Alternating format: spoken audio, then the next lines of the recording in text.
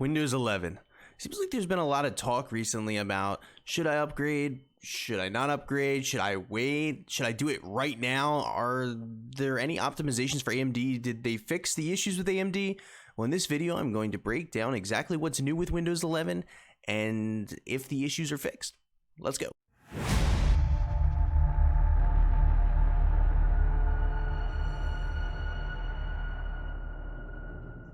So I've been using Windows 11 for a couple days now, and I have to say I am really impressed, especially with the performance after the latest AMD patches and Windows updates.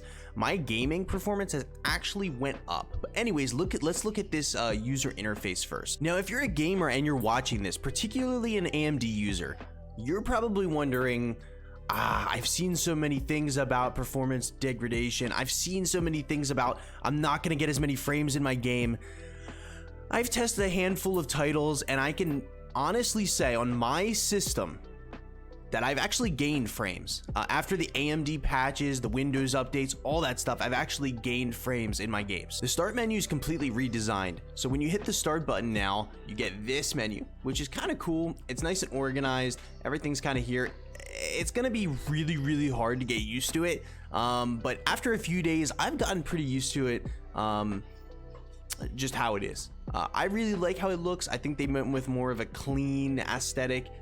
Looks very good. My absolute favorite feature from Windows 11 is the ability to run select Android apps on your Windows desktop natively. I think that is incredible. So I'll show you how that works right now. So as you see, I have WhatsApp here, and it literally just comes right up. Obviously, I can show you my messages, but the app just comes up. It's so cool. And there's a bunch of different apps. Like I can literally get TikTok on my computer.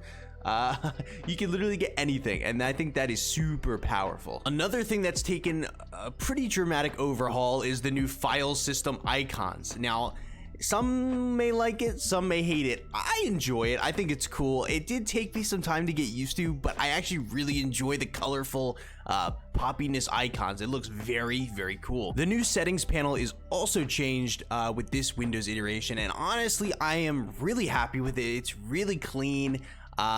Really just everything's here. You don't have to go through a million menus to get to a certain setting you want. It's all right here. And if you want to get to the old control panel, you just search for control panel, and it's back to the way it was with Windows 10. So really not losing anything here. Another amazing thing for gamers is the Xbox app is completely redesigned. Everything's in your Xbox game bar, your social tab, all your games, everything. And I think that's super important, especially if you're playing a lot of Microsoft titles. As you can see, we have the Game Pass screen, so you can see exactly what you're gonna get with Game Pass, which is super awesome. You have the social tab, which is new, and it's completely changed.